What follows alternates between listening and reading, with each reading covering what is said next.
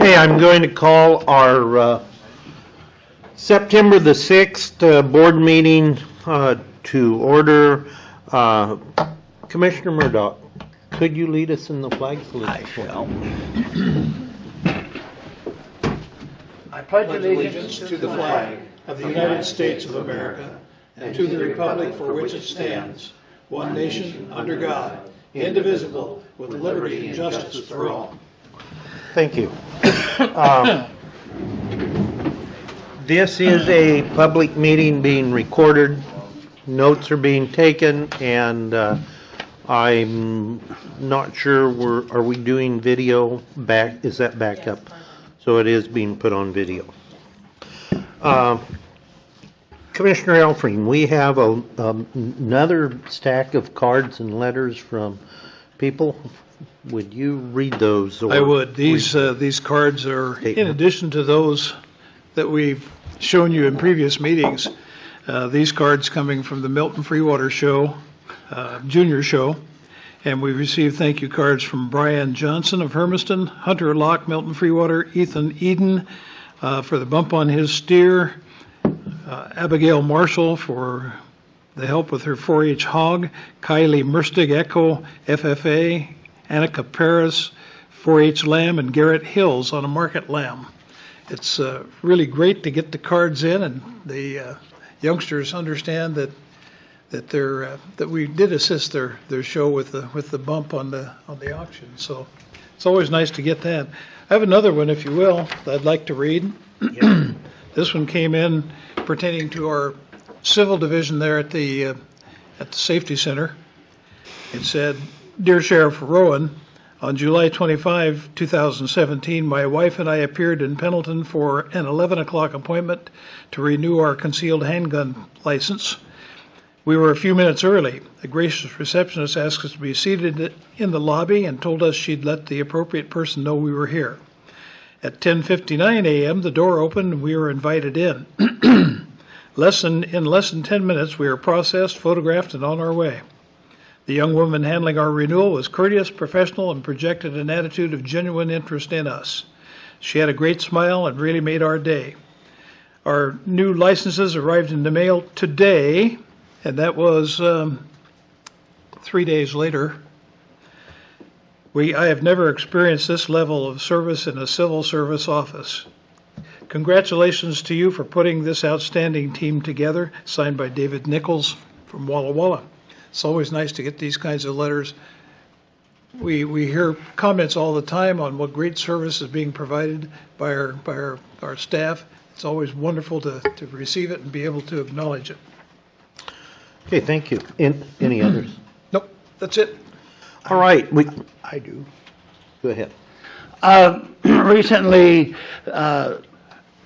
our Director of Administrative Services, Dan Lanai, was acknowledged at the State Clerks Convention, as well as several members of his staff, and I've invited them here today so that Dan could talk to us a little bit about what happened at the Clerks Convention. I have no idea what pretense he used to get them here. Come on up. Good morning, Commissioners. Dan Lanai, Director of Administrative Services, and today I have with me Certified Recording Officer, Chief Recording Officer Steve Churchill, and Certified Elections Manager Kim Lindell. The Clerks Association, like a lot of the other associations, have certification processes that people go through where they have to take so many trainings and then maintain those trainings that help them to be more professional in their dealings, and also to understand Oregon law. Election law changes faster than candidates change, and that it's constantly always changing, and we have to be up on that. Recording laws change too at the same time. Not only are they trained, but they also have to participate in subcommittees, legislative committees. Steve has been working on the legislative committee for recording laws. Kim, I think, has done that in the past too, and also works on the OCVR, the Oregon Centralized Voting Subcommittee, where they make sure how everything works for all 36 counties and make recommendations on that. Myself, I've worked on several of the committees. One of the bigger ones was the BOPTA committee, where we created a new training program for our BOPTA clerks, our Board of Tax Equalization. Now, I'm probably not saying it correctly. I have to remember that, but participate in all these subcommittees. But besides that, too, they also have to attend or participate in the actual hearings that go on for some of the laws. Kim and I, and also Steve, actually attended the motor voter. We were involved in that and went for we didn't testify ourselves, but we're in that in Salem, attended the testimonies, and several of those other ones. So there's a lot of requirements that the individuals have to do. It takes several years to achieve this, and the clerks has to do both, have to do the election and the record side, so mine's a little bit longer. But all three of us were awarded at our last conference for this. It's, I think, chief recording officers, there might be only 7 that are, I can't remember, but there's more clerks that are certified than actually the chief recording and chief elections officers that are certified. So they stand out bigger than I do in the field of Oregon's certified recording and elections officers. So. Congratulations, all of you, for a job well done. Thank you. Appreciate it. Thank you for sharing with us. Yes, thank you, Commissioners, for inviting us. Okay, we have 2 sets of minutes, August 2nd and August 29th. I move for approval. Second? Been moved and seconded. We approve those. All those in favor signify by saying aye. Aye. Aye. Motion carries. Doug, any agendas? No additions. Additions, excuse me, any agendas. Any additions, colleague? No. Okay.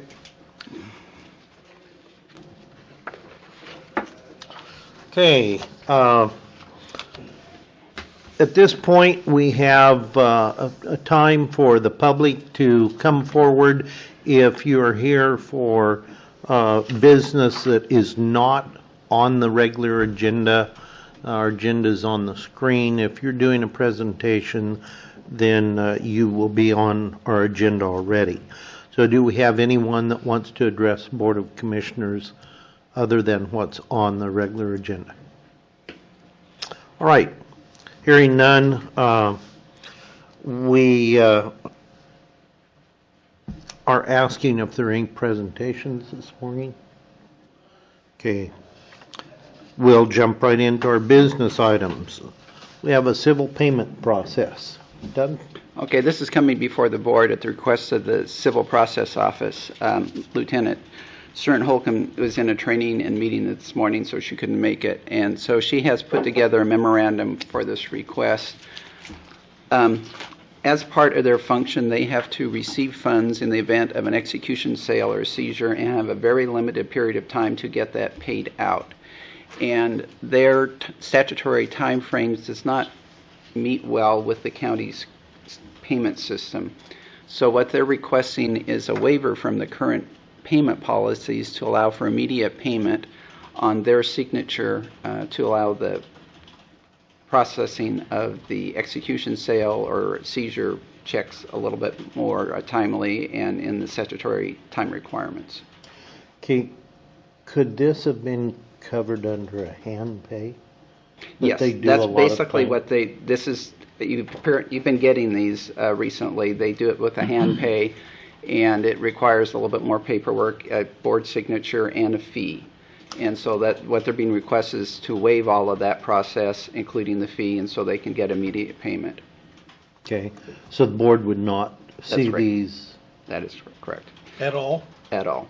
It would just, the sheriff would sign for it, and then it would go to the finance department, and then they would issue it. Okay, and Doug's not here. Has the finance department weighed in on this? Yes, they have. Okay. And How did you weigh in? I actually requested that Doug prepare a pinky for this. The statutory requirements make it nearly impossible without a hand pay to process payment timely. The last time it happened was during Fair Week, so we were scrambling to get signatures for something that really the county has no control over. We receive the forfeiture in as a revenue. We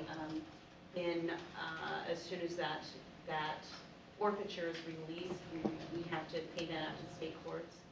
so we're basically a holding, a short-term holding place for that forfeiture. So it just makes sense that we would be able to seamlessly process the payment out. Okay, in the long run, does that leave any liabilities on the county? No, not more than, because it requires the sheriff to authorize this, and so we would be, the county itself would be responsible, whether it's a commissioner signing it or a sheriff signing it. Okay. Other questions? Does the sheriff personally have to sign it? I believe that's what the, He has in the past as part of the hand pay process. If you would like, we can continue that process. Otherwise, it would be Starren who would be authorizing that payment and Robert signing off on it. Well, what's the, I'm maybe mistaking for property, but what's the maximum amount of money? The last one was, I think, like $150,000. So they can be large amounts. Okay, other questions?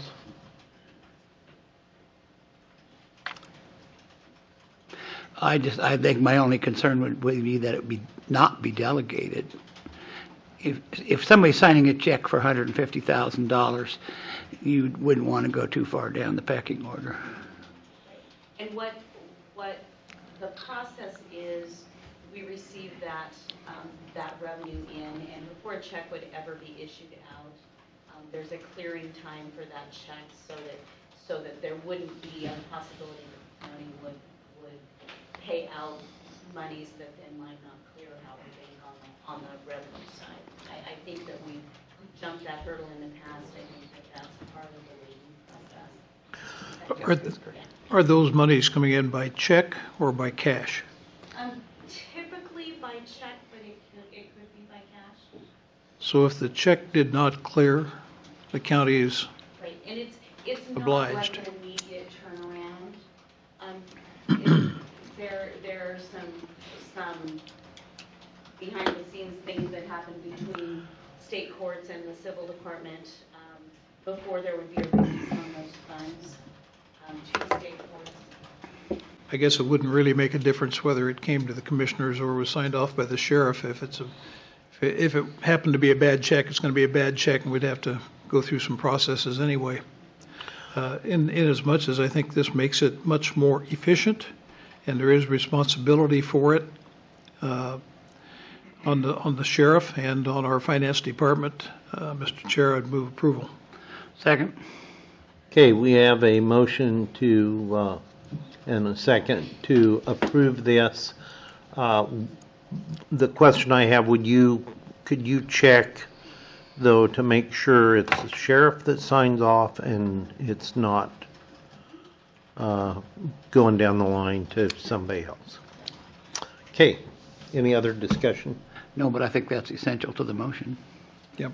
So could we include that as part of that motion? The sheriff is the one that signs off. Okay, further discussion. All those in favor signify by saying aye. Aye. Aye. Motion carries. Okay, force feed loader purchase. I'm assuming that our Public Works Director would like us to hear from him this morning regarding this.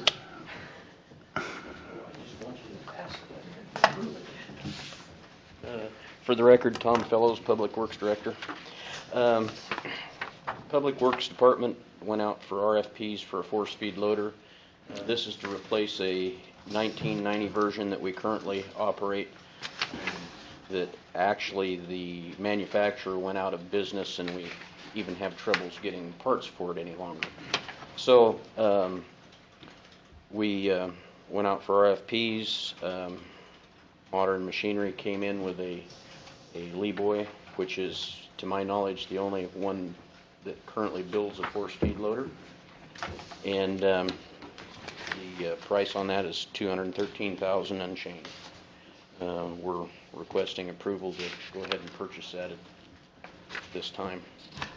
And this is part of your standard upgrade. Yes, it is. that It's was actually, budgeted. this piece of machinery's been on the list for 2 or 3 years now. that Okay. we've, So it was part of our program. This is not this phenomenal new thing we're getting, is it?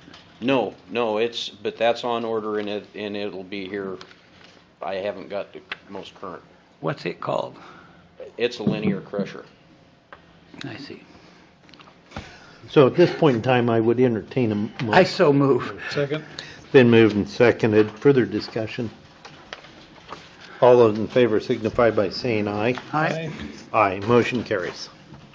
All right, the drilling and blasting contract. You get all the fun stuff. Yeah, well, you know, I guess I live right. We went out for quotes to drill and blast one of our rock sources. Happens to be the Simpson Pit out by Pilot Rock. We received two quotes on that. Hatley Construction was low by a considerable amount, so we're requesting that the board approve and accept the bids and we give the contract to Hatley Construction for the drilling and blasting. Okay, questions, comments? Mr. Chairman, I move approval of the awarding of the contract for the drilling and blasting of Simpson Pit to Hatley Construction in the amount of $40,000. Second? Been moved and seconded. Any questions? Okay, all those in favor signify by saying aye. Aye. Aye. Motion carries. Who had the last contract? Barnes out of Lewiston. Okay. And that was the state pit that we shot out here, the Havana pit. Matter of fact, they'd gotten the last two, the Havana Okay. pit and the Stru pit. All right. Okay, This is a local firm, right? Pardon me? This is a local firm. Yes. Yes, they're out of Pilot Rock. Good. all right. Now comes that point in time for the community corrections presentation.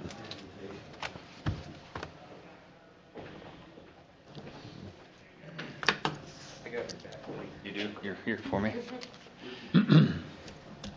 Morning, Commissioners. Dale Kramer, Director of Community Justice. As you know, we've kind of gone round robin a little bit on an RFP for a vehicle for our department. Last week, I believe we were here and we rescinded the bid and we were going to go out for bid. And then after that meeting, Dan is here. I believe we found that Skip the that. lowest bid previously didn't meet the standards of what we initially set out. So after review, the lowest bid qualifying is the Jeep Cherokee for the amount of $27,200. So I think we're asking to rescind the rescind and go with the lowest qualifying bid, which is a Jeep Cherokee in the amount of $27,200. Questions? No, but as the perpetrator of this, I will move that we go this direction. Second. Any questions? I have some comments, but since I think that You make them to me. public meetings, your I'm a- comments are probably left to yourself. Was it something about a pop can or? anyway, all those in favor signify by saying aye. Aye. Aye. Motion carries. Thank you. That should be a huge relief for you, Dale. Should have presented it out of a telephone booth. Okay, I am going to initiate the chair's prerogative here, and we're moving down a couple of items that Dan is here to present, because you have a busy schedule this morning, I understand. So we're going to help you out a little bit. Appreciate it.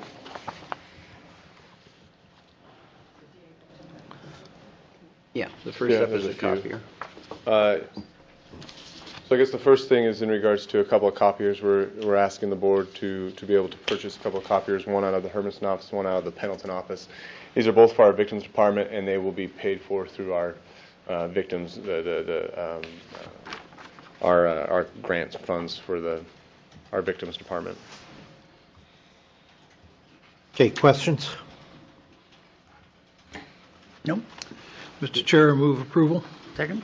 Been moved and seconded. All those in favor signify by saying aye. Aye. Aye. Motion carries. Okay? And then, Yeah, the OA3 position.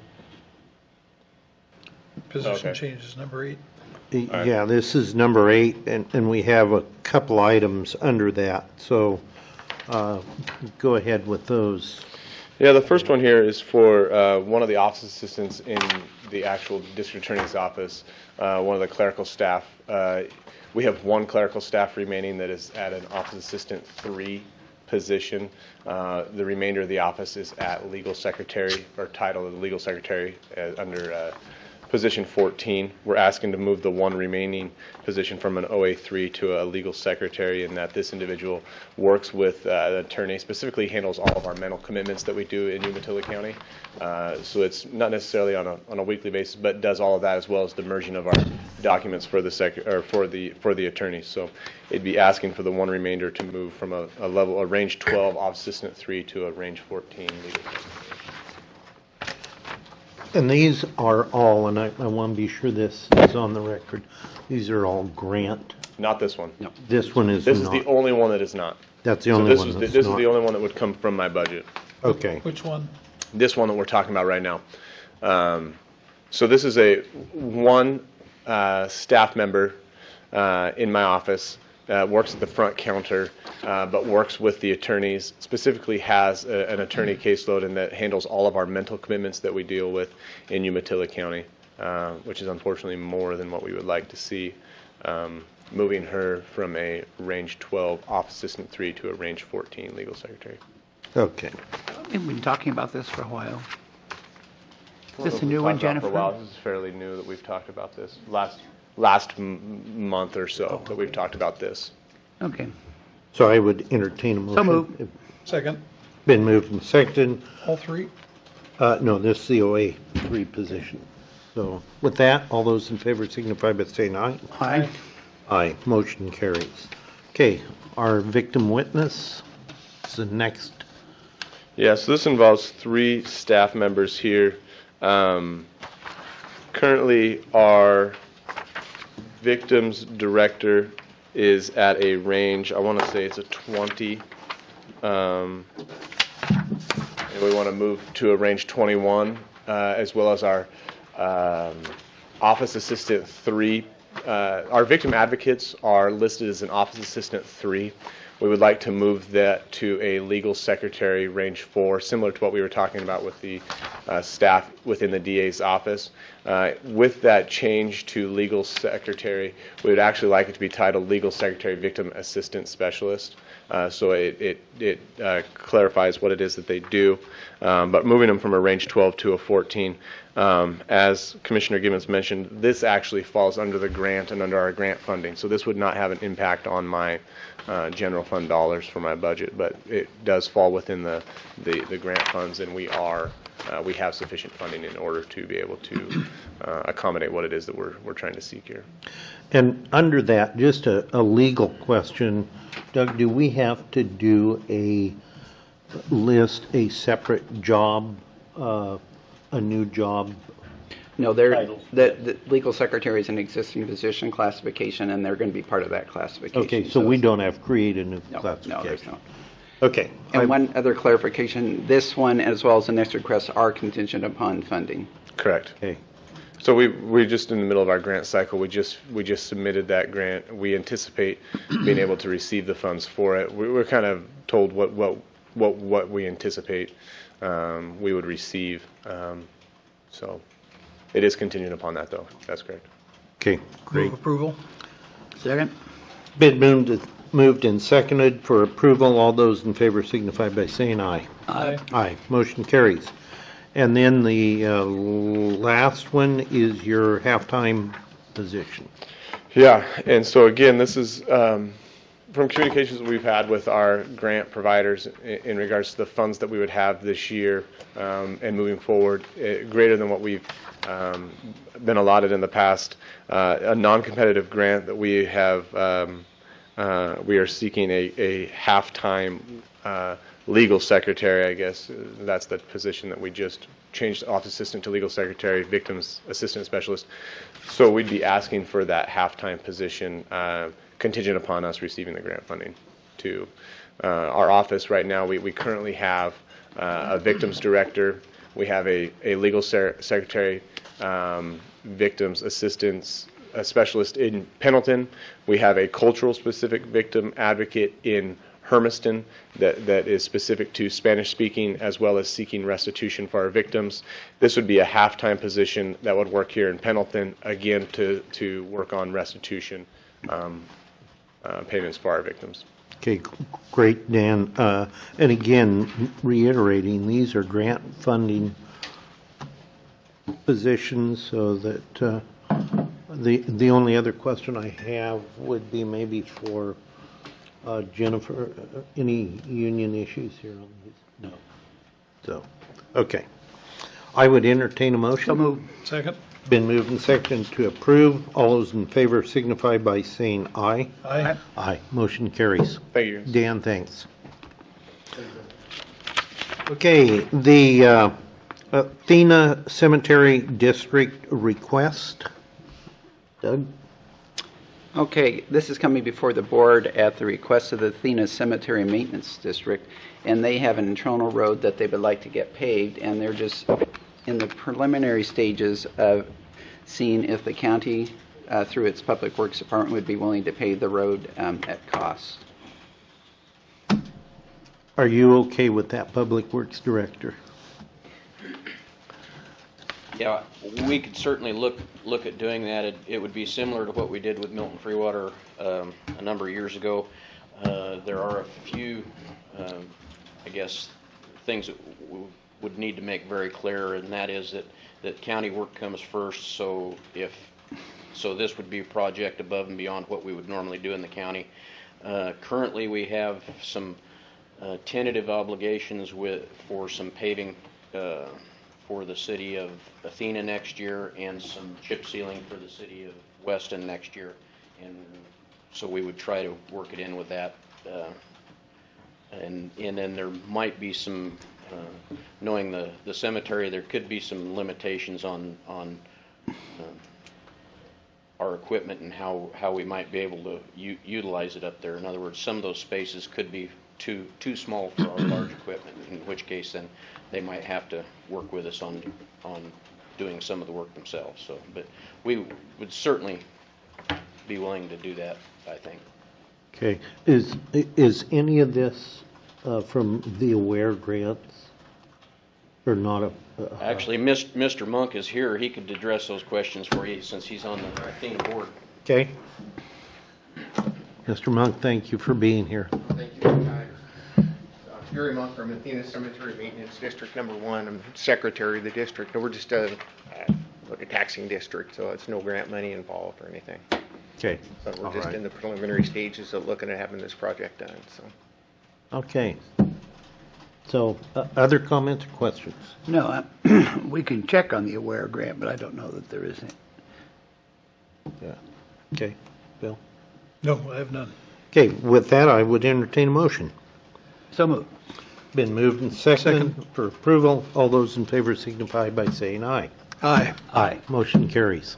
Thank you. Thanks, Tom. Item number 6, our other copier. Kim? You know, if they screw up, the occupants aren't going to care. Pardon? If they screw up the machines, the occupants won't care. Good morning. Probably not. Kim Weisenflu, Program Manager for Community Developmental Disabilities Program. I'm here, I can't remember when it was, I was previously here, and you guys approved for the CDDP to go out for bids for a full-service copy machine. Yeah. We've gotten those bids in, and so we got 2 bids, one from Canon and one from Craig's office here in Pendleton. And we're asking that you approve the lowest bid. And that includes, this bid actually includes them buying out our copy machine that we currently have that was a gift, and I use that loosely, from another agency when the CDP started that doesn't have doesn't have much capacity. So Canon actually will pay out that lease, the remainder of that lease, and it's like 2 years. So we're happy with that. Yeah. Other questions, comments? No, I move for approval. Second? Been moved and second for approval. All those in favor signify by saying aye. Aye. Aye, motion carries. All right, Kim, thank you. Our local community advisory committee appointments. Doug? Okay, the local community advisory council to the Eastern Oregon CCO has been periodically had appointments to it that have been for lifetime, and there have been quite a few people come and go off of it, and so what the request is basically to appoint all the active members. Some have already been appointed, but this will basically supersede anything that's previously done, appoint the current active members for a 3-year term. Are these terms staggered at all? No, they're not. Was there, or is there a need to do that? Probably not, because of the turnover in these positions that it will do on its own. Okay. How often have they been called to make some determination, have a committee meeting? I think quarterly. Alicia is here. She could address us on this.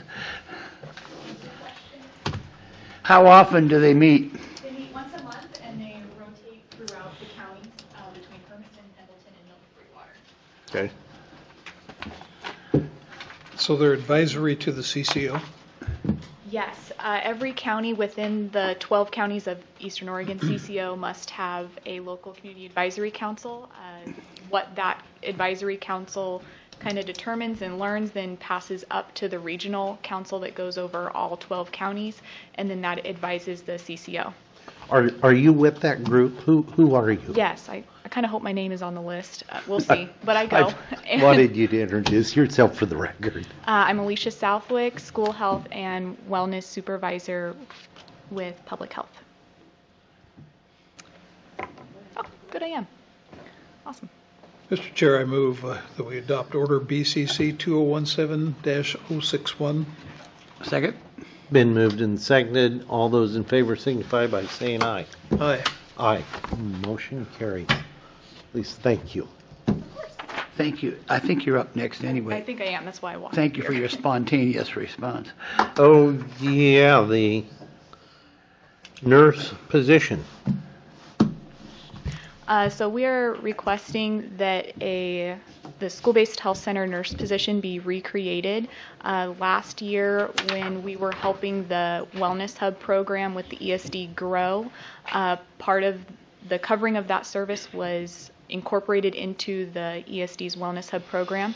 Wellness Hubs has once again grown, which is really exciting, and they're going to be opening up another position, and the Pendleton School-Based Health Center part of that no longer needs to be tied in to make full-time positions. And I have reviewed this change that would occur in our budget with Robert. We've discussed expenses that would not come out of this budget because of the change, and we've discussed some revenues that are coming in that were previously unbudgeted for. There were some grants that are bringing in more money than previously budgeted for, and reviewed that to make sure everything will still work in our budget to have this position. Will this be pretty much budget neutral then, or will there be additional cost or even a savings? Budget neutral. It won't be a savings, but with the revenues coming in and the expense that we won't have to pay to the ESD out of this budget, it should come in neutral. Great. So it wasn't anticipated that this would, in your budget, it wasn't anticipated that this would happen, but you've been able to backfill that budget with other funding. Correct. Yeah. Could you tell us off the top of your head now, Alicia, what districts we're serving? Yeah, so our school-based health centers serve 2 schools within Pendleton.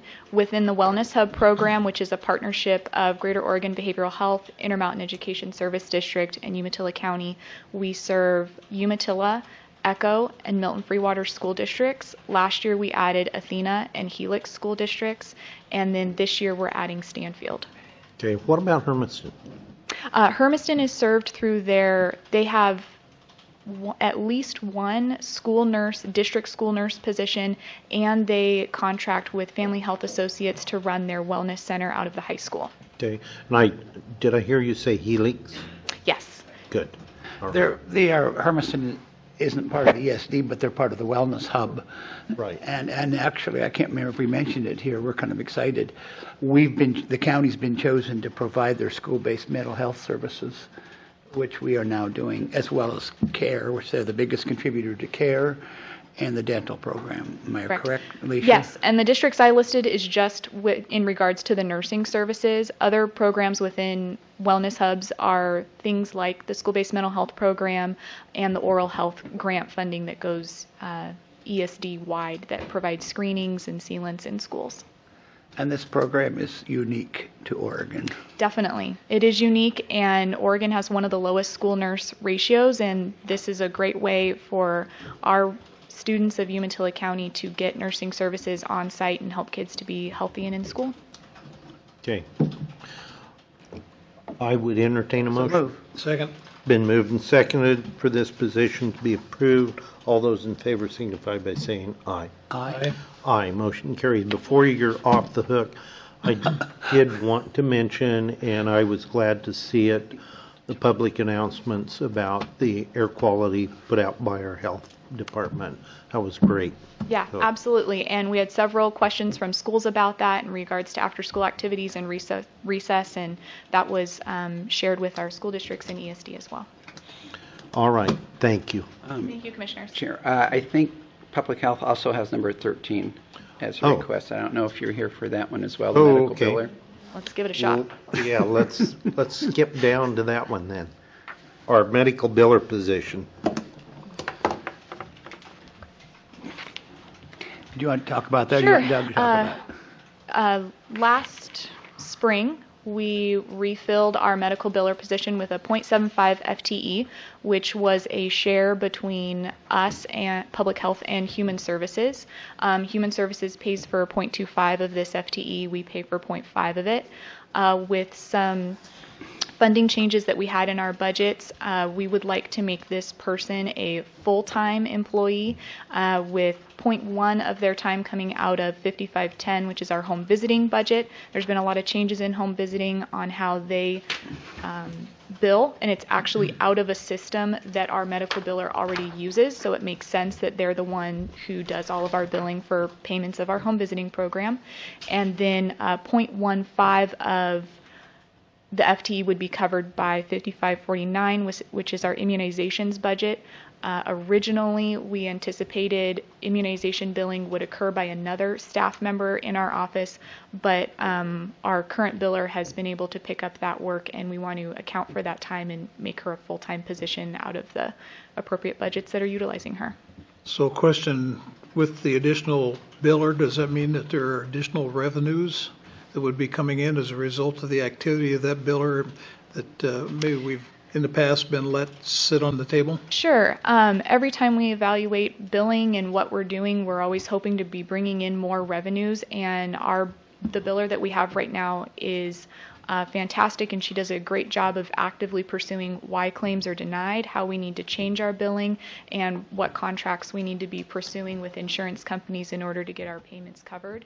And she's done a great job of that in ensuring that our revenues are still coming forward into these budgets. With the demand for medical billers, I'm surprised we've been able to keep a person half-time. We would be in agreement with that, and we want to acknowledge the great person that we have and utilize them at their full capacity, and knowing that they can do more to bring in more revenues if we had them full-time, and keep that moving forward. Mr. Chair, I'd move approval. Second? Been moved and seconded for approval. All those in favor signify by saying aye. Aye. Aye. Motion carries. Thanks, Alicia. Just for the record, it seems like clear back, even when Jenny Leonard was our health director for a while, and before her, we were having issues with medical billing for a lot of our services, as I remember. So something we're always trying to stay on top of. We may be Thank in you. as good a position as we've ever been, I think, right now. All right, thank you. Now, we have eliminated all but 4 staff members from our meeting this morning. So if we need to move forward is it okay to just continue with our regular? Okay. I was going to move to eliminate all 4. Okay. The records office hours, Doug? Okay, this is coming before the board for formal approval of the change in the public hours in the records office. Back in 2003, the board authorized records office along with other offices to open to the public at 9 rather than 8 to allow them time to, behind doors, to conduct meetings and take care of some business. That practice has been eliminated in most other offices, so the board has authorized all offices now to open 8 o'clock. This is just formally to change the one for the records office because of the order that was adopted back in 2003. Okay, questions? Did this, that 2003, did that include also the planning Yes. department? Well, not the order. No, the only order was for the records office because that's one that's statutorily required to be open. So we don't need a new order No. for planning because No. they're Right, that was planning just to more of open a at 8 policy. o'clock. Right, that's just more of a policy change that has been, I think, implemented. Okay, other questions? Mr. Chair, I move approval of order BCC 2017-062. Second? It's been moved and seconded. All those in favor signify by saying aye. Aye. Aye. Motion carries. Justice Center HVAC system. This is coming before the board for approval of some work that was needed at the Justice Center. The HVAC system that cooled the dispatch area was having issues and they needed immediate attention. So the department went out for 3 quotes, went through with the lowest quotes, which was to Murphy's Heating and Air, and now it's come before the board for official approval of that work and payment of the expense. Okay, questions? No. Move approval. Second?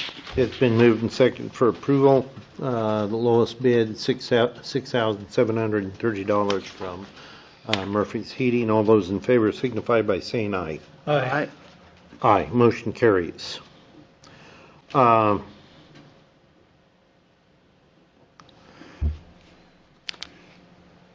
Sale of property. Okay. This is coming before the board for approval for the sale of a strip of property in the Hermiston area that was foreclosed on for delinquent property taxes. It was a 15-foot strip that was created back in 1935 for, at that time, they thought were going to be a full road. The road obviously was not needed and has not been needed since that period of time.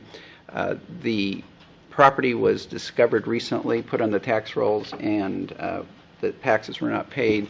So the county foreclosed on it, and the neighboring or adjoining owner would like to purchase the property for $300. It is unsuitable for any type of building.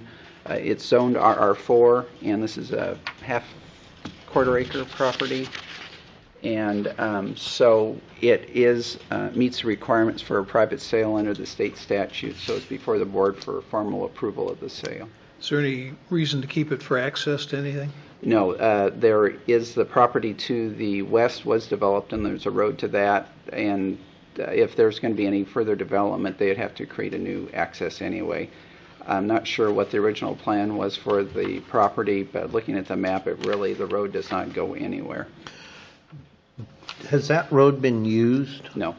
It's So never been nobody's used. using No, that. no one's ever been used. And so it appears to be of no use as a road, so that's the reason it was foreclosed on. And nobody's been paying taxes. Move adoption of order TX 2017-02. Second? Okay, it's been moved and seconded for the order of the sale of that property for TX 2017-02. Just maybe for a clarification, I would maybe request that when we sell this property to the property owner that's requesting to buy it, that they be duly notified that if they're buying it, if they do a partition, it could change tax consequences if they were to absorb that into their property. Who are you? Huh? Oh, excuse me, Paul Chalmers, Director of Assessment and Taxation, Umatilla County. I think if they were made aware of that, they do plan to consolidate it as for tax purposes. But if they would go about developing, they have to do a partition plat, so there would be And some issues that there. would trigger some potential tax implications that they may not be aware of as far as revaluing the property. The only, and I would be in favor of this, but the only question I had was, is there a possibility someone could say, well, we didn't have a chance to? Part of this is a private sale that will be published in the paper Okay. before the deed's actually signed. So yes, people will be notified of They'll be the existence notified. of the sale. Okay, great. Any further questions or discussion? Okay, we do have a motion and second from the order. All those in favor signify by saying aye. Aye. Aye, motion carries. Point of information, Yes. what's the status of properties now that we have not disposed of while We you're up there? are open for bid. I don't mean ones that went through the auction. Are there others that we still have that we are debating what to do with? Yeah, there's probably considered surplus at this point in time still, and so they would be stagnant until such time as there's activity on it. Just off the top of your head, Paul, how many? I think probably less than 5. Less than 5. Does that include the one in Blair? No. You mean buyers? Buyers. Yeah, no, that's considered a county asset at this point. So it's fine. And just for reference, when I started with the county 28 years ago, it was not uncommon for us to have 400 to 600 properties in inventory. Oh, Usually, I think the last few years, we've sold everything that went through the auction. So we're down to one lot that's went through the auction process. And in the past, there's I think 2 properties over Milton Free Water that are just strips that no one has shown any interest in, and the adjoining property owners don't want. And so I think other than those 2 there, and then there's one we're holding in reserve up. So it's 3 parcels, and the 3rd parcel is now going into foreclosure. So once all those parcels are owned, those will be sold.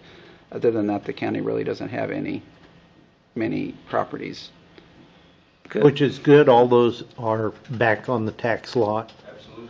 And some we're- have been developed and substantially increased value. Case in point, Sun Village is a prime example. Good. I appreciate the aggressive approach, That's how we roll. even with some of our assets. Okay.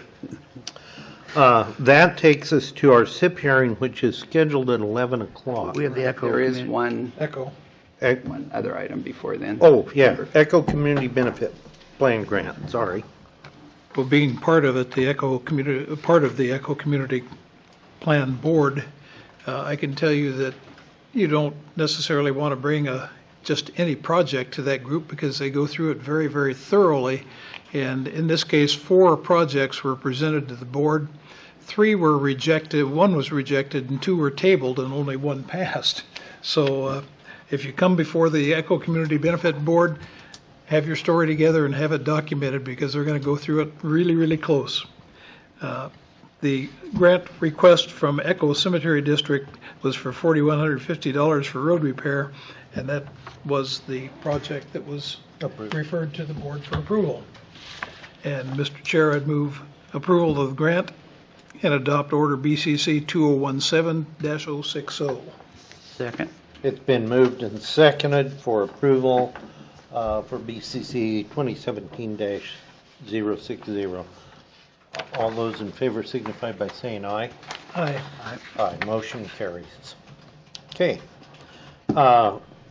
We don't have our SIP hearing scheduled till 11 o'clock, so I'm going to jump down to commissioners' reports real quickly, and then we will recess until we have our SIP hearing. Inject one thing.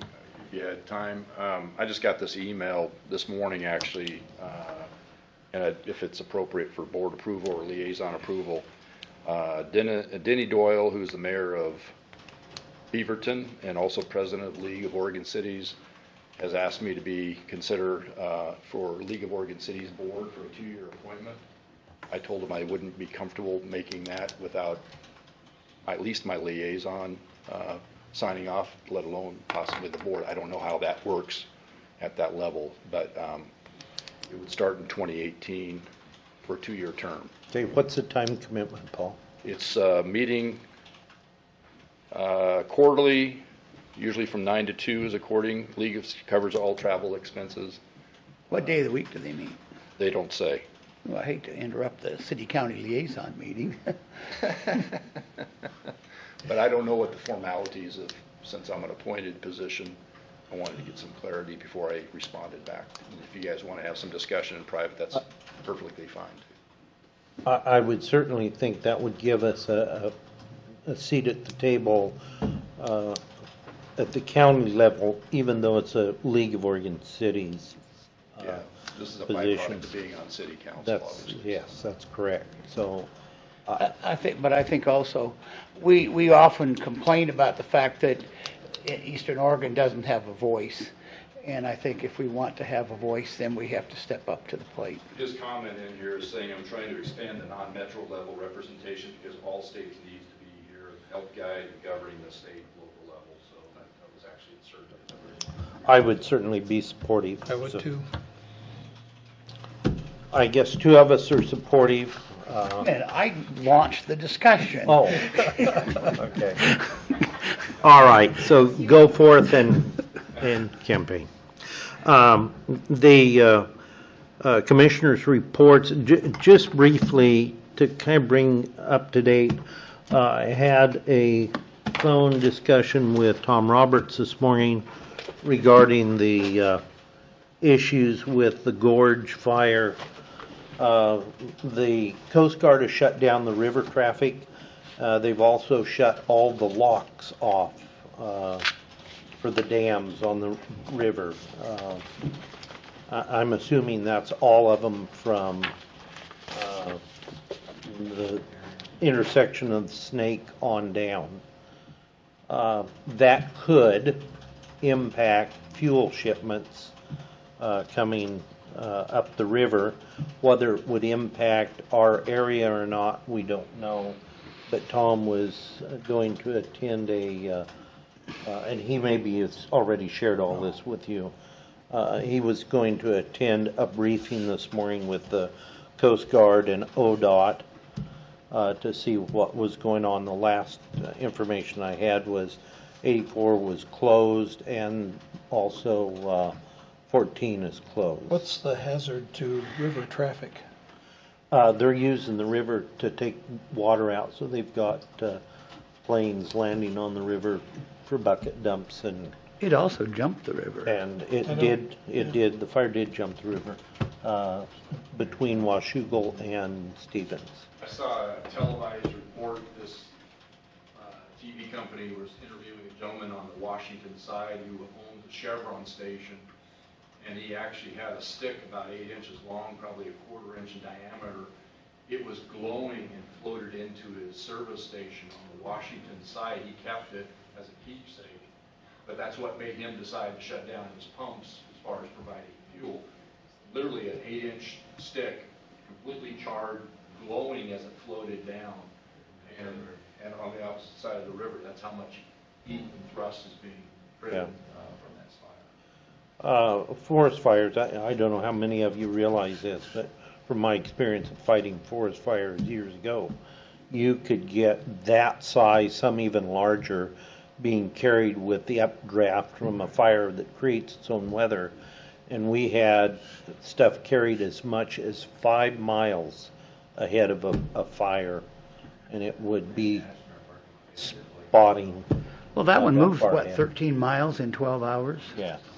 So, and a lot of that's where embers will be carried and it'll start again and keeps going. So, We got some stuff from the railroad this morning. The railroad is supposed to be building the fence, we thought before Roundup, along both sides of the tracks downtown at a project, and the railroad has just said they're preoccupied Yeah, and I have not heard whether the on railroad both sides of the river. shut trains down or not. So, Yet I heard on the radio this morning that the smoke we're getting is coming from Idaho, not from these. that's very possible. It's Well, there's a big one by Yakima, between Yakima and Ellensburg, too. So, Everything is burning. Can I do my commissioner report? you wanted to, the only other thing I was adding, I have a MPO meeting at 1 o'clock today in Walnut. I And a fair board meeting tonight. actually do have a little bit of commissioner's report, because Sunday and Monday, I was a guest at the Washington State Fair in Puyallup. I was the best man for the current president of the fair, and the high school principal for the manager of the fair, and they've been wanting me to come for a long time.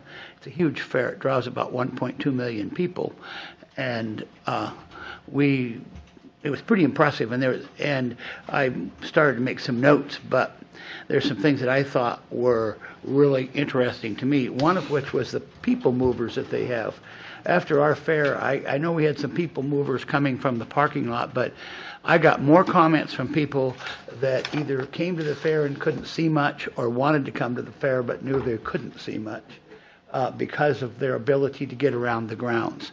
While we're delighted to have such a huge fairgrounds, for those who are handicapped, it isn't easy to do. I was happy that they acquired a golf cart for me to haul me around the Western Washington Fairgrounds, or the Washington State Fairgrounds. But I got lots and lots of comments from people that were hoping that maybe in the future we could have some sort of people mover activity. They had them in Puyallup that were actually taking handicapped people around the grounds and transporting them. They also had a rental agency there for people wanting not only strollers and wagons, but if you wanted to rent a little motorized cart, you could rent one at the gate to the fair. So they'd made a number of accommodations I think would be interesting for us, for those people. I was also interested, they seem to be giving out an extraordinary number of passes, and I said, boy, we guard our passes pretty carefully. And they said they want to get as many people as possible through the gates. And they actually have sponsors who provide for more people to come to the fair, because while their gate revenue is important, they get a pretty good percentage of what the exhibitors generate, and they want people on the grounds. And so they do everything in their power to get people onto the grounds.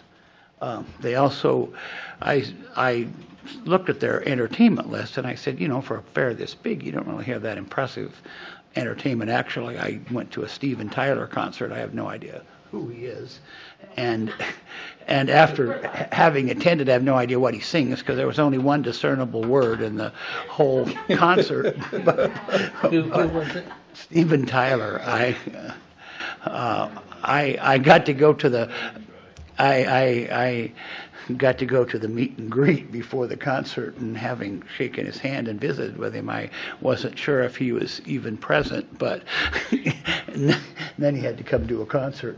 But anyway, I asked them, I said, well, you don't really have really big name people here. They have some, and they said, no, it's they want people to come to the fair for other reasons, and they just don't want to spend that. Although they spend a lot of money, they don't want to spend that much money on entertainment. It's just not that big a deal. So I might have additional notes, but it was pretty interesting. The other thing is they're creating an area. Now they're in a metropolitan area, and they're creating an area of the fair that is to show people where their food comes from, not just kids, but adults. And I talked to their board about because they had a board thing the Sunday night about the Sage Center, and they were really intrigued. In fact, some of them are going to come down and actually tour the Sage Center because it fits with, even though they're a huge operation. I mean, I have no idea how, their fair offices are maybe not comparable to the courthouse, but it's a pretty impressive thing, their offices, but they were pretty impressed with what I described as the Sage Center because they don't have anything of that magnitude. So, wow, it was a fascinating experience. But they still had the scone booth and they still had the taffy booth from my youth. Wow. Well, that's an old one, isn't it? I know. That's amazing. I hurt my ankle sneaking past Nurse Ratchet. You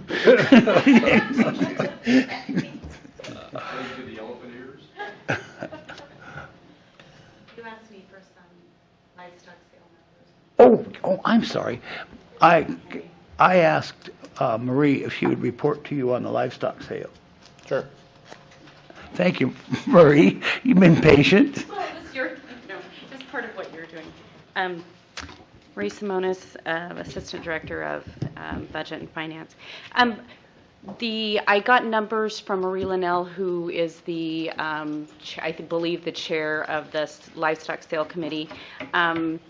Probably the most important thing to announce is that even though the number of lots, meaning the number of sales, were down 50 to 60, and the total gross for the sale was the third highest in history, and it was 436,500. The lambs, hogs, and goats all set new sales records as far as their average price. I think that's pretty important. Most important was Jennifer Blake's daughter Hunter had the grand champion market lamb, and she happened to have the honor of being the very first lot in the sale and set a huge record at $30 a pound in apparently a pretty exciting bidding war. And All American Heating and Cooling from Hermiston was happy to pay 30 cents up or $30 a pound for Hunter's animals. So pretty exciting, and I got to watch Hunter in action quite a bit over the fair, and it was pretty amazing. I think from the perspective of what I did at the fair, the livestock, especially the livestock area, was I think people were very happy and proud of the improvements, the changes. So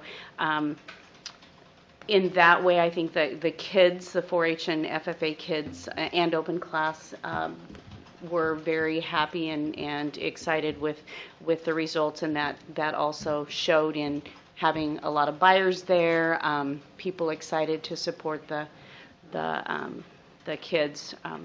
And kind of on another fair note, I know you guys have a fair board meeting tonight, and I know that they're still pulling numbers together. I kind of echo what George said as far as entertainment. We paid our highest number as far as what it cost to have entertainment was for our Tuesday night show. And it was by far our lowest attendance number. So I would encourage you when you're speaking to the fair board to be really aware of what those daily attendance numbers look like, as well as the overall numbers, so that we can, and I agree wholeheartedly with the fair that George went to. We need to have numbers in the fair to spend money on other things, absolutely.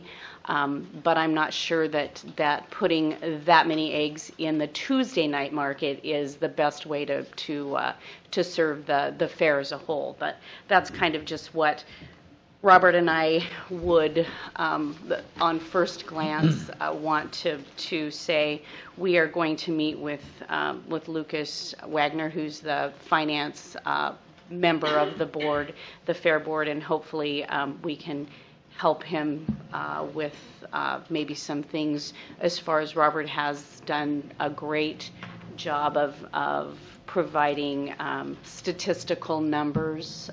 We have 10 years of attendance numbers, and the attendance numbers that we are tracking are actually at the gate numbers, so it doesn't include people that pre-buy attendance passes and that sort of thing, but it's a pretty good indicator of the number of people that are coming through and buying a ticket the night of the fair. So anyway, it's interesting, and I'm sure that at some point we'll sit down with Lucas and hopefully be able to help them get a game plan together with those kinds of numbers. Anyway.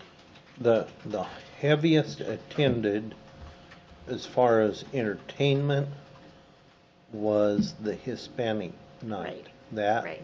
beat all records. Yeah. Instead of doing reserved seating for the Hispanic bands, they did a dance party, and they advertised it as a dance party, and they charged, I believe, $12 to get into. I called it the mosh pit. I'm not sure what it was, but they The what?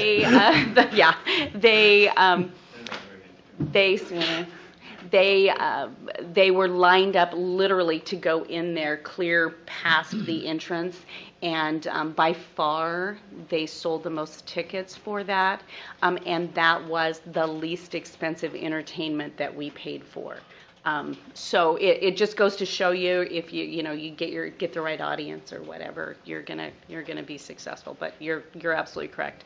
It was the largest attendance, and I think probably beer sales and everything that went, food sales, all the things that go with that for the fair. So I think they're onto something good. I think we've only been doing that for just a few years, haven't we?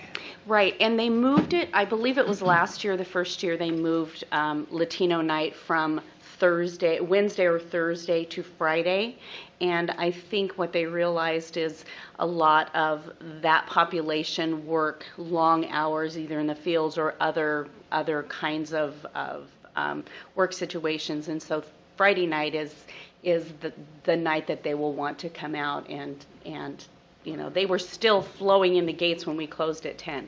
It was pretty crazy, yeah. So There's not a lot of fairs that run rodeo and entertainment simultaneously. Right. They almost always are on different nights. Mm-hmm. Yeah. They changed the name too in the years past. Probably 5 years now when they started. It was called Latino Day, and it was all one day and that night. And there was some pushback on it being called Latino Day at the fair from that community, not others. But so I forget what they changed it to this year. It wasn't called. I don't know. They have some really good backing from some Latino-based businesses in Hermiston. Fiesta Foods was a major sponsor for that night. Velasco, I believe it is, car sales, and A couple of the radio stations. Really provided some good publicity for the event. So I think it's smart, and I think like I said, I think they're onto something. It doesn't necessarily cost the most to bring in the most revenue and have the most people through the gates. That's an interesting evolution, because Fiesta Foods is the largest supporter of the livestock sale as well. Yeah, in fact, A great partner. the report that I got from Marie Linnell said that they bought, I think, 7 or 11 animals, 7 animals, and their meat sales started the day that she sent me the report. So they actually buy and utilize the meat from the animals they buy, which is also pretty cool. Very good. My daughter-in-law sent a photo of the reserve champion steer on display at Fiesta Foods. That's awesome. Great. Or parts of him. Marie, thanks. Just part hanging. Parts of him were on display in packages. I have just a couple of things to comment on. We had a very successful meeting yesterday with the representatives of Lamb Weston, and as quickly as they can get permits and all the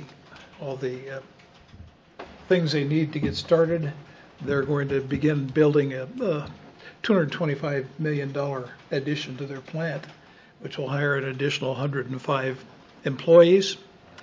And I would especially want to publicly thank Doug Olson and Paul Chalmers and Bob Walden and Melissa Drugi and Tom Fellows for joining in that conversation. It was good for us all to be able to huddle together, get questions resolved and answered.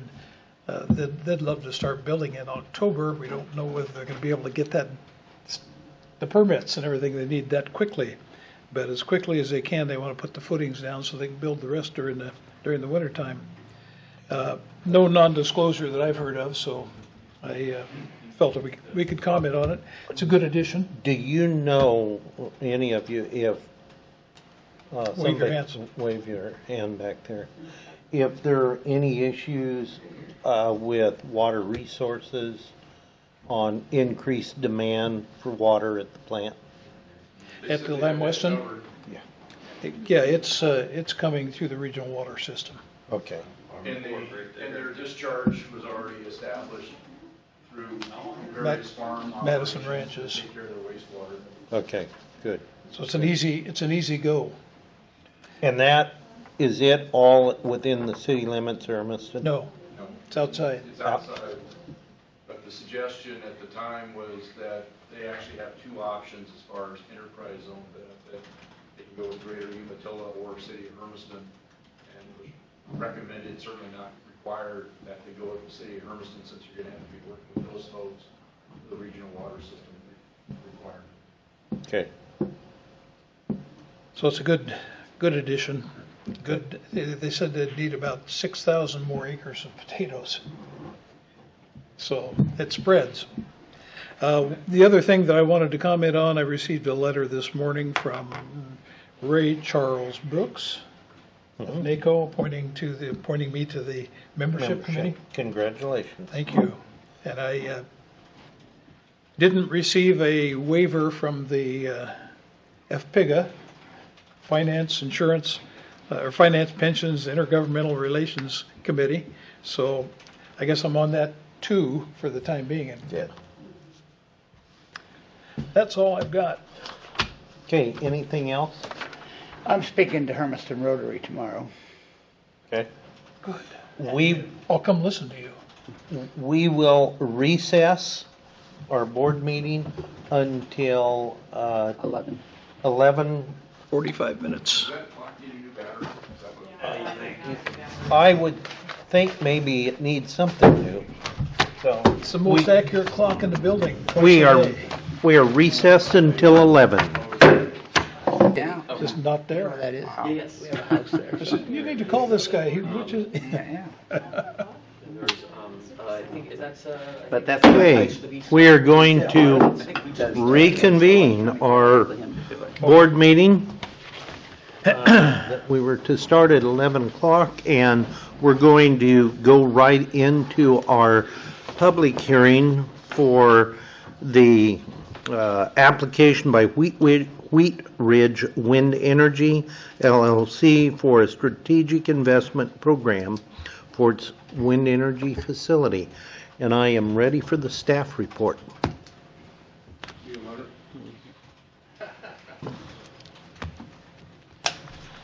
Tough crowd. Paul Chalmers, Director of Assessment Taxation. Myself, Doug Olson, and Robert Paul, along with some assistants from Commissioner Murdoch, have been working with Wheat Ridge LLC as far as wind energy, and have come up with an agreement that I think is very suitable. It fulfills the needs, including a per megawatt minimum charge, and then over the life of the agreement includes actually 15 years of additional payment above and beyond the minimum megawatt charge. So this is an acceptable agreement with Wheat Ridge. They are also working with Morrow County with regards to an agreement.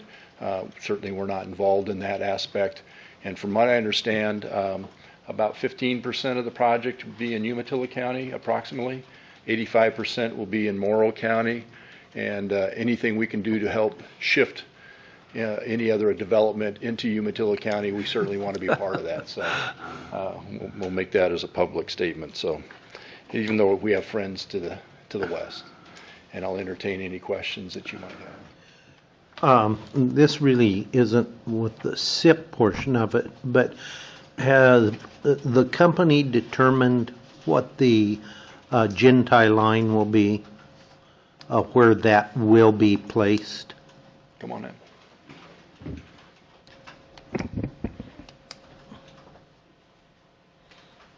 Hi, good morning, Commissioners. This is Melissa Hockmuth with NextEra Energy Resources, representing the Wheat Ridge project. There are two transmission lines associated with the well, there's one transmission line associated with the project that is an interior transmission line to the project.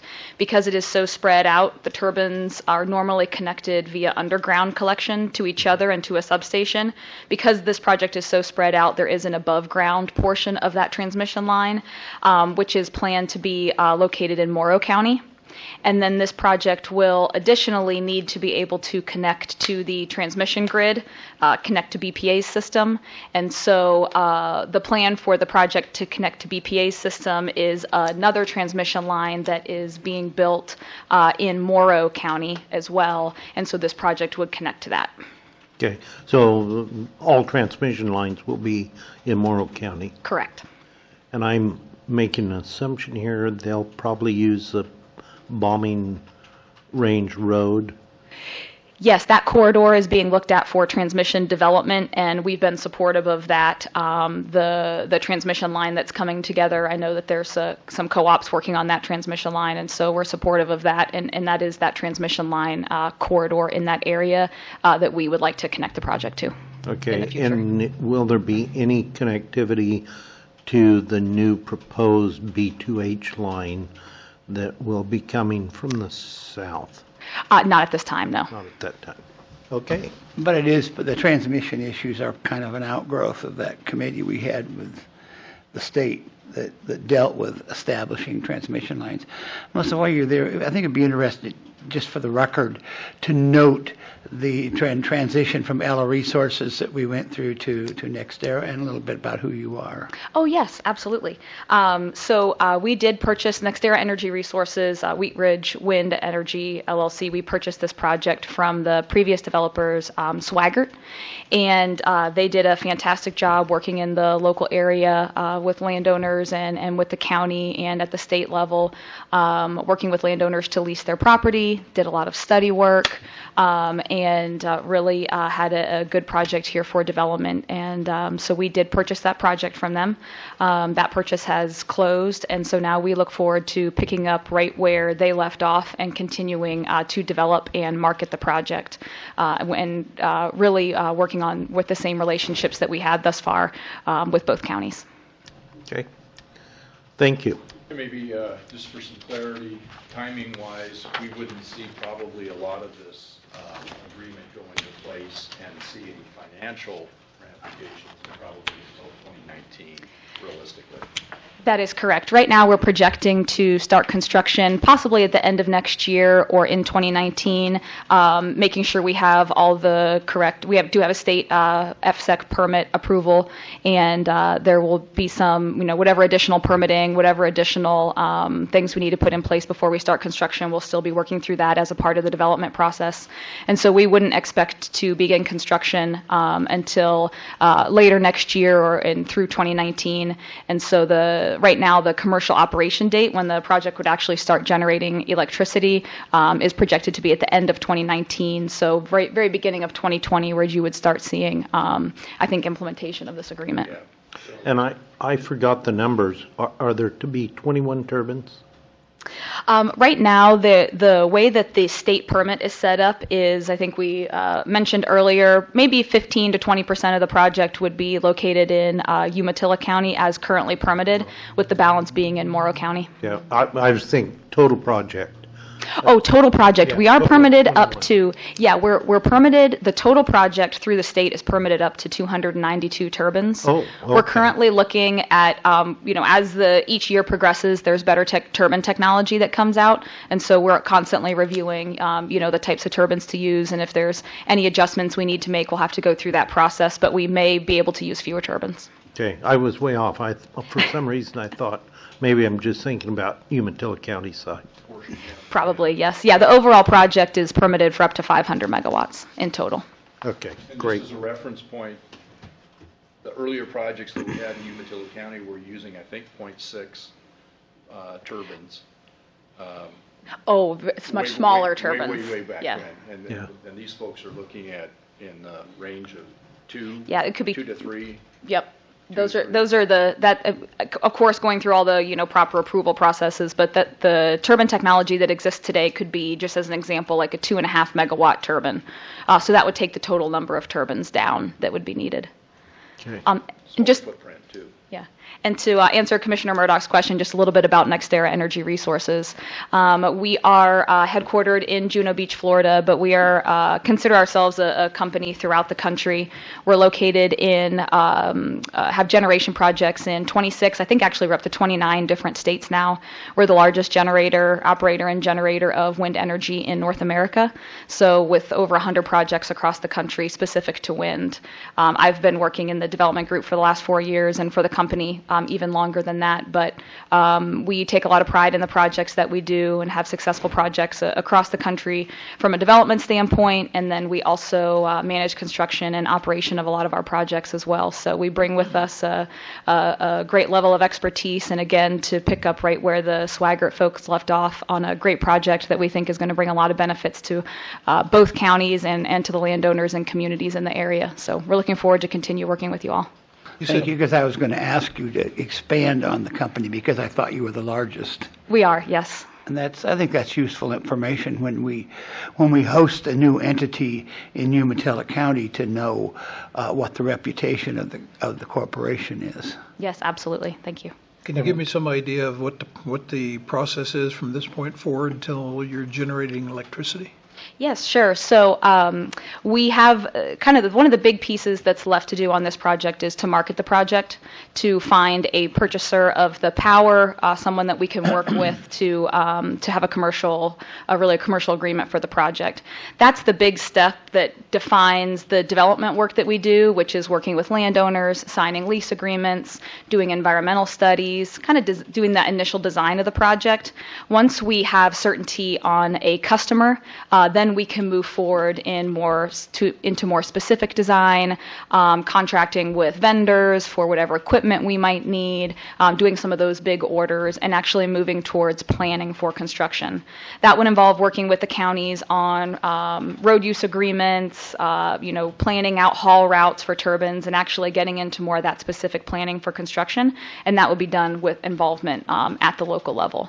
And as I mentioned earlier, that probably will not take place until later next year. I'm not aware as much as I am with Umatilla County what Morrow County's permit requirements are. However, in Umatilla County, the agreement with a company that you're going to provide that power to, do you have any contracts in place for that yet? We don't have any contracts in place for that yet. We are working on it. We're actively working on it. That's probably next to working on this agreement and some of the other permits required for the project. That's one of our number one priorities for the project. Great.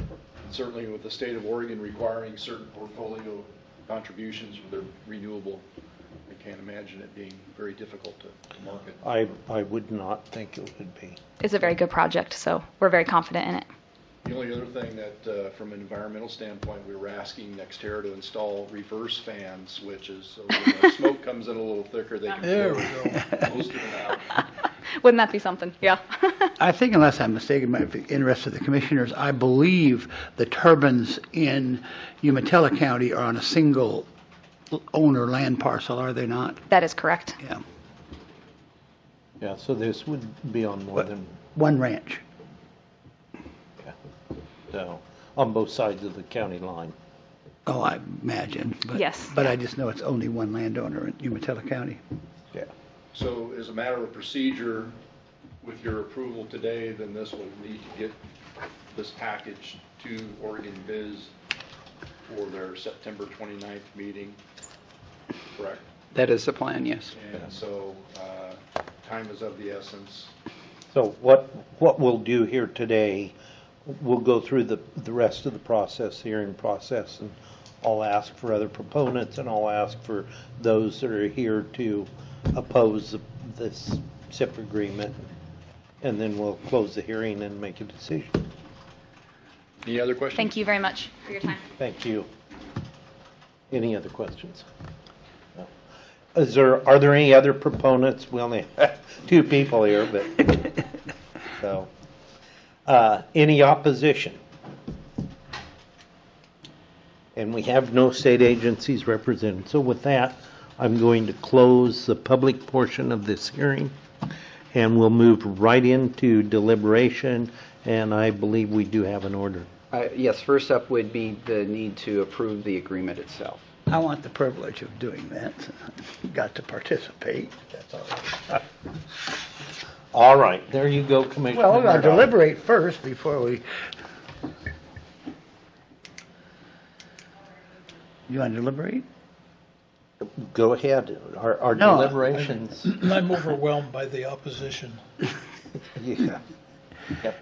I, You know, that always can I speaks adopt the favorably order of the first, Doug? project. No. What? No, we have to approve the agreement. I move we approve the agreement. Second? Been moved and seconded. All those in favor signify by saying aye. Aye. All right. Motion carries. And then we have the order. Do you want to do? I move we adopt, well, I don't get involved in this kind of stuff much, so I move we adopt order number BCC 2017-059. Second. It's been moved and seconded. We adopt order 2017-059. All those in favor signify by saying aye. Aye. Aye. Motion carries. Ladies and gentlemen, you're good to go. Thank you very much. Thank you. Safe travels back. Is there any other business? No additions that came in? No, 3 Okay. signatures, council? please. We are adjourned.